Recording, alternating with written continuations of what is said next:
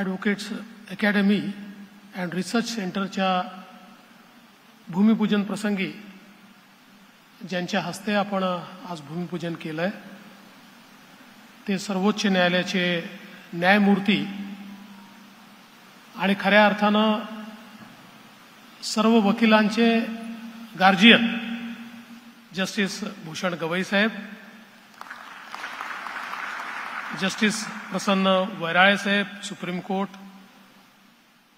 बॉम्बे हायकोर्टचे आदरणीय justice S Gadkari, आदरणीय justice Nitin सामरेजी, त्यासोबत उपस्थित असलेले आमचे सहकारी श्री उदय सामंतजी, दीपक केसरकरजी, ॲडव्होकेट जनरल महाराष्ट्राचे डॉक्टर बिरेंद्र सराफ, गोव्याचे श्री देविदास पांगम, मंचावर उपस्थित असलेले ज्यांच्या मेहनतीतून हा सगळा कार्यक्रम साकारला जातोय ते advocate Sangram Desai, advocate Sudeep Pasbola, advocate Ashish Deshmukh, Shri Sureshchandra Shrimali, doctor Amit Vaid, doctor Vijay Patil, Ramsheth Thakurji, सर्वच या ठिकाणी उपस्थित असलेले बॉम्बे हायकोर्टचे न्यायमूर्ती, माजी न्यायमूर्ती, वरिष्ठ वकील मंडळी आणि उपस्थित सर्व भगिनी आणि बंधूंनो,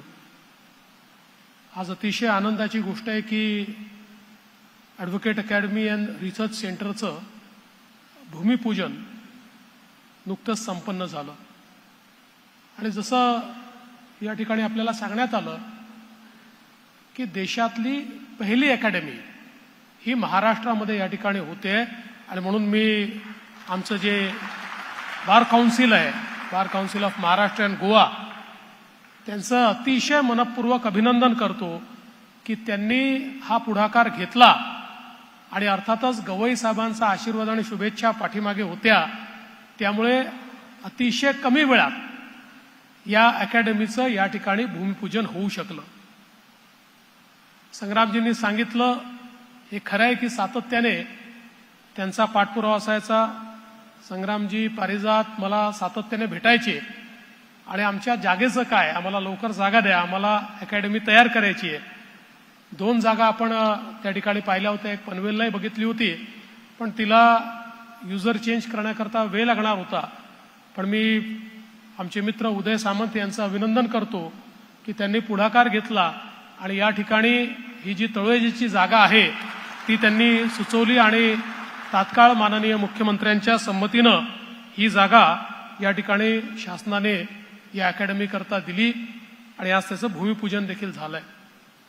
खरं तर मला असं वाटतं की ही अतिशय चांगली गोष्ट आहे, कारण आपल्या देशामध्ये बार काउन्सिल्स सगळीकडे आहेत, देशाची आहे, प्रत्येक राज्यामध्ये आहे, प्रत्येक हायकोर्टामध्ये आहे आणि आमचे सगळ्या बार काउन्सिलचे जे सदस्य आहेत ते सातत्याने प्रयत्न करत असतात की आमचे जे वकील आहेत त्यांना योग्य प्रकारचा न्याय मिळावा, सोयीसुविधा मिळाव्या, त्यांना योग्य ज्ञान मिळावं.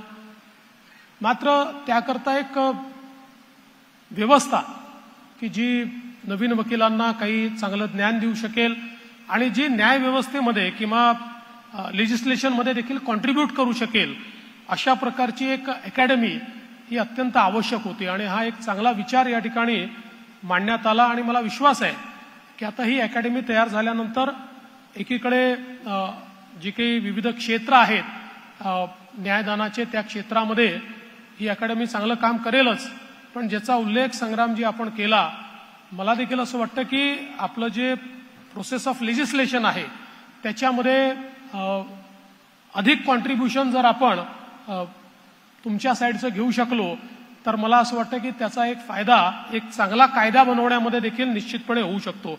आणि एखादा कायदा बनवत असताना त्या संदर्भातले इनपुट्स किंवा त्या संदर्भात त्याचं ॲप्रिसिएशन हे जर अशा प्रकारची अकॅडमी करू शकली आणि ही व्यवस्था जर आपण उभी केली तर मला असं वाटतं की कायद्यांमध्ये अधिक लोकाभिमुखता आणता येते आणि अधिक अचूकता देखील आपल्याला आणता येईल.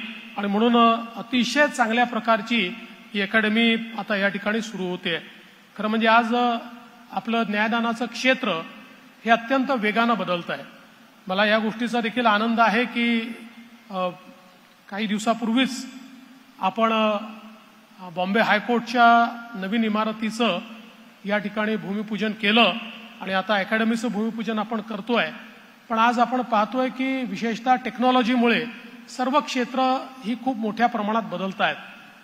अगदी आपल्या सुप्रीम कोर्टाने कोविडच्या काळामध्ये ज्या प्रकारे ऑनलाईन कारभार चालवला आणि त्याच्यामुळे कोर्ट बंद झाले नाहीत आणि लोकांना न्याय मिळू शकला, त्यातनं एक प्रकारचा कॉन्फिडन्स हा आज संपूर्ण ज्युडिशियरीमध्ये देखील तयार झालेला आहे की अशा प्रकारे आपल्याला ऑनलाईन कारभार चालवता येऊ शकतो आणि तो आज मोठ्या प्रमाणात होताना आपल्याला पाहायला मिळतोय.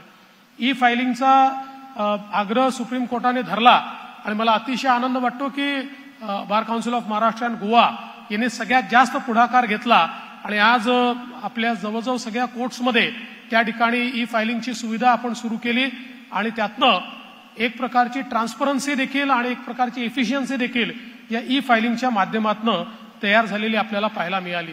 अलीकडच्या काळामध्ये कायद्याचं जे काही शिक्षण आहे ते शिक्षण देखील मला असं वाटतं त्याचाही विस्तार मोठ्या प्रमाणात झालाय. पूर्वी फार लिमिटेड कॉलेजेस होते, पण आता फार चांगले कॉलेजेस तयार झाले आहेत. आमच्या या ठिकाणी पाटील साहेबांनी, विजय पाटील साहेबांनी देखील अतिशय चांगली अकॅडमी तयार केलेली, कॉलेज तयार केलेलं आहे. खरं म्हणजे जे काही मंचावर बसलेले जजेस आहेत ते जजेस ही गोष्ट निश्चितपणे समजू त्याचे साक्षीदार आहेत की ज्या काळामध्ये त्यांनी किंवा आम्ही लॉचं शिक्षण घेतलं त्यावेळी इतके चांगले कॅम्पसेसचा कधी कॉन्सेप्ट नव्हता. त्याच्यामुळे अलीकडच्या काळातले कॅम्पसेस पाहिल्यानंतर खरोखर मनापासून आनंद वाटतो की आपली एज्युकेशन सिस्टीम ही वेगानं पुढे चाललेली आहे. आणि आज जेव्हा आपण पाहतोय की आर्टिफिशियल इंटेलिजन्सचा वापर आता सगळीकडे होतोय आणि विशेषतः कायद्याच्या क्षेत्रामध्ये तो अतिशय वेगानं सुरू झालेला आहे. म्हणजे एक काळ असा होता की नवीन लॉयर्सला जेव्हा ते कुठल्या सिनियरकडे जॉईन व्हायचे त्यावेळी केस लॉ कसा शोधायचा, अथॉरिटी कशी शोधायची हे त्याला शिकवलं जायचं, ते एक महत्वाचं काम असायचं. पण आता मात्र चॅट जीपीटीला सांगितलं तरी अथॉरिटी तिथनं आपल्याला शोधून मिळते. अशा प्रकारचा एक मोठा फरक हा आपल्याला झालेला दिसतोय. मला असं वाटतं की कुठलाही जो काही बदल होत असतो तो बदल आपण अंगीकारला पाहिजे आणि त्याकरता तो बदल सर्वांपर्यंत पोहोचेल अशी व्यवस्था केली पाहिजे.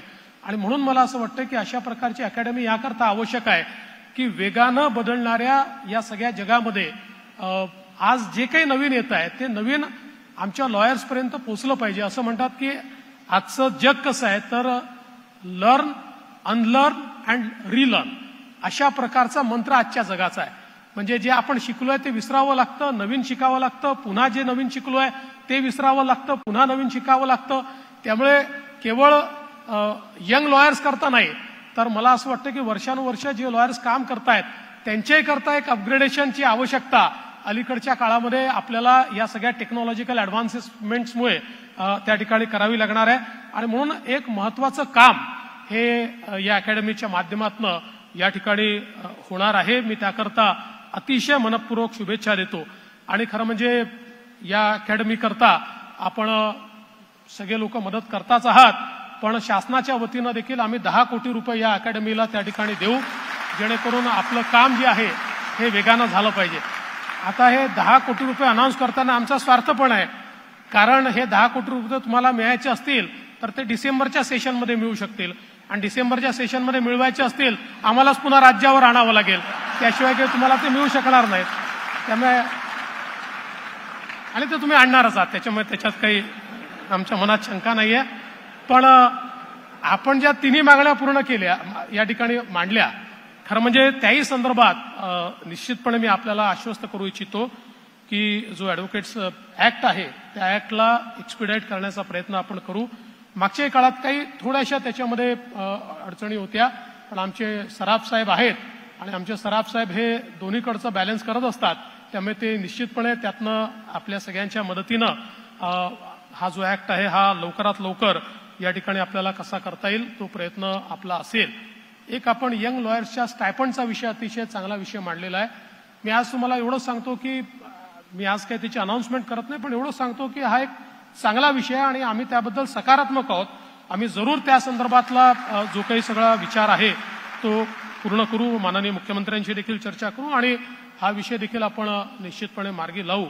आणि तिसरा जो विषय आपण सांगितलेला आहे, आपल्याला कल्पना आहे की यापूर्वीच 2 वेळा म्हणजे मी मुख्यमंत्री असताना आणि आताच्याही काळात राज्य सरकारने कोल्हापूरला त्या ठिकाणी व्यवस्था व्हावी अशा प्रकारचा ठराव करून दिलेला आहे, कॅबिनेटचाही ठराव दिलेला आहे। त्यामुळे आता हा सगळा बॉल हा बॉम्बे हायकोर्टच्या कक्षामध्ये आहे, हा चेंडू आता त्यांच्याकडे आहे। त्यामुळे आता आमच्याकडनं जे करायचं आहे ते आम्ही केलेलं आहे। आमचं पूर्ण समर्थन आम्ही त्याला देऊन अगदी कुठल्याही त्याच्यामध्ये अँबिग्युटी नसलेला ठराव हा मागच्या काळातच दिलेला आहे। आता बॉम्बे हायकोर्टला त्याचा निर्णय घ्यायचा आहे, नक्कीच हायकोर्ट त्या संदर्भातला निर्णय घेईल। पण मला या गोष्टीचा आनंद आहे की आपण अतिशय मेहनतीनं ही अकॅडमी या ठिकाणी उभी केली। मी आपल्याला मनपूर्वक शुभेच्छा देतो, चांगल्या प्रकारचं काम या ठिकाणी होईल ही अपेक्षा देखील व्यक्त करतो। खरं म्हणजे या कार्यक्रमात मला पूर्ण वेळ राहायचं होतं, पण आज 2 कार्यक्रम अजून पुढे असल्यामुळे मी आदरणीय गवई साहेबांची परवानगी घेतली की जरी वाईट दिसत असलं तरी भाषण करून मला इथनं जावं लागणार आहे आणि त्यांनी ती परवानगी मला दिली आहे। त्यामुळे मी आपल्या सर्वांची क्षमा मागतो। या चांगल्या कार्यक्रमाला आपण निमंत्रित केलं त्याबद्दल मी आपले मनापासून या ठिकाणी आभारही मानतो। आणि विशेषतः सन्माननीय मुख्यमंत्री महोदय स्वतः या कार्यक्रमाला येणार होते, परंतु एक छोटंसं ऑपरेशन त्यांच्यावर झालं होतं, त्यामुळे 1.5 दिवस त्यांना आराम करायला सांगितला होता। त्यामुळे ते काही या कार्यक्रमाला पोहोचू शकले नाहीत, पण त्यांच्या शुभेच्छा त्यांच्या वतीनं या ठिकाणी मी आपल्याला देतो आणि माझे 2 शब्द संपवतो। एबीपी माझा, उघडा डोळे बघा नीट।